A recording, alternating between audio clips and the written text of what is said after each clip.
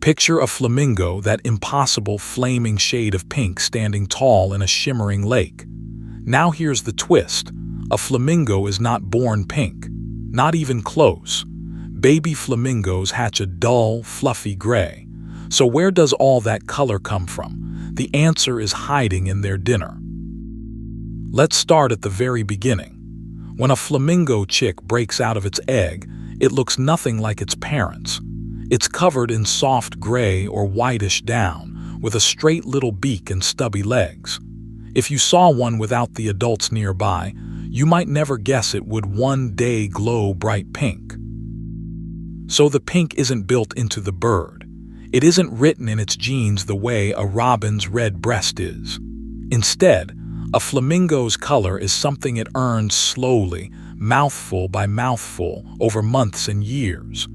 To understand how, we need to look at what's floating in the water around it. Flamingos live in some of the harshest water on Earth's salty lagoons and alkaline lakes where almost nothing else survives. But these waters bloom with life too small to see clearly. Microscopic algae and tiny crustaceans called brine shrimp. And that's strange. Salty soup is the flamingo's entire grocery store.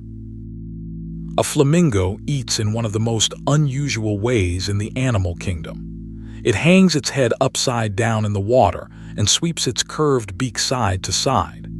Inside that beak are rows of tiny comb-like plates that strain out food and pump the water back out like a built-in sieve.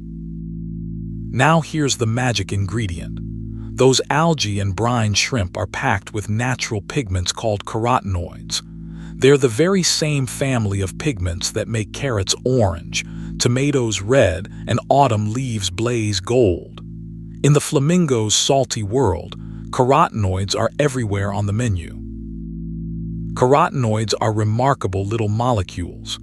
Plants and algae make them to capture sunlight and protect themselves. Animals can't build carotenoids from scratch.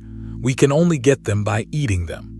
So when a flamingo filters its food, it's swallowing the pink raw material it can't produce on its own. Inside the flamingo, the journey continues.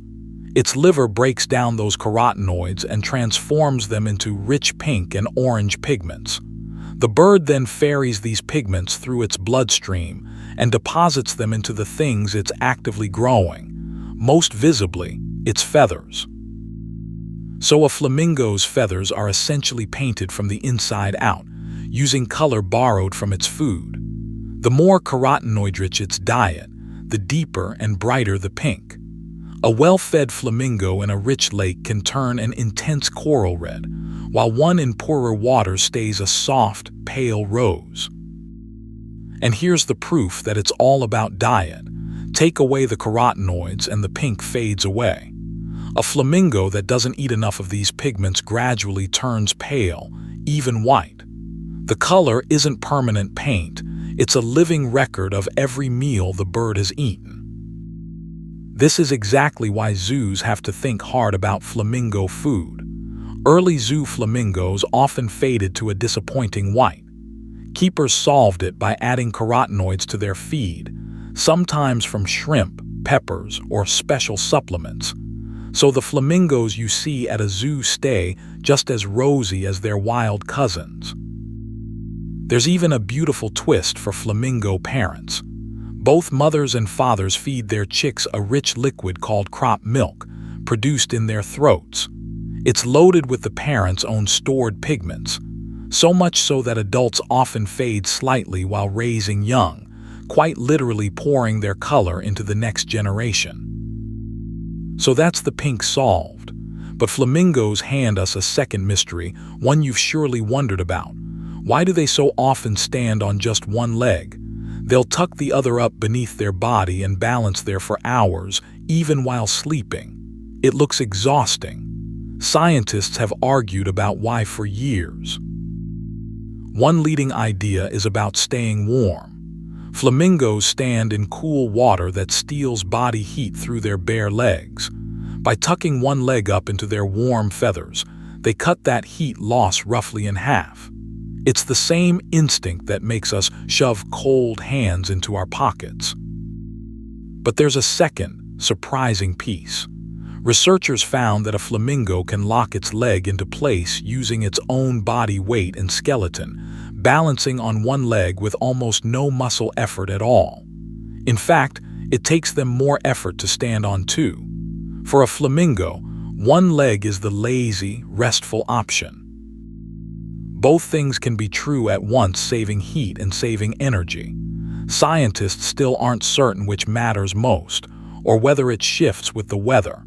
And that's honestly part of the fun. Even a bird this familiar, standing in a city zoo, still keeps a few of its secrets.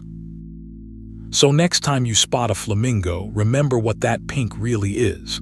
It's not a costume it was born in. It's a story written in algae and brine shrimp, processed by a clever liver, and painted feather by feather across an entire life. That glow is, quite literally, the bird wearing its dinner. Born gray, turned pink by the food it eats, and resting on one cleverly locked leg, the flamingo is even stranger and more wonderful than it looks. If this sparked a little wonder, stick around. At The Curious Owl, we serve up bite-sized wonder every single day.